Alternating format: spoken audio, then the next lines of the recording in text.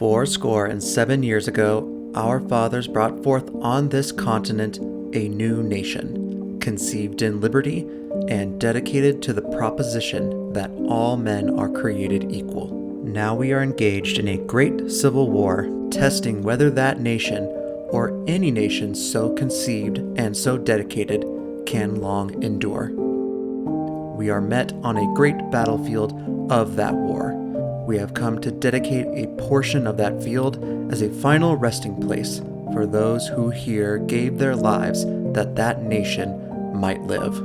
It is altogether fitting and proper that we should do this.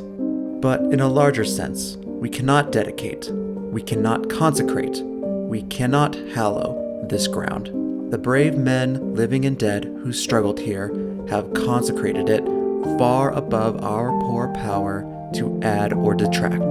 The world will little note nor long remember what we say here, but it can never forget what they did here.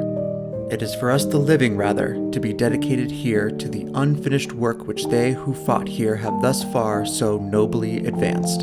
It is rather for us to be here dedicated to the great task remaining before us, that from these honored dead we take increased devotion to that cause for which they gave the last full measure of devotion, that we here highly resolve that these dead shall not have died in vain, that this nation, under God, shall have a new birth of freedom, and that government of the people, by the people, for the people, shall not perish from this earth.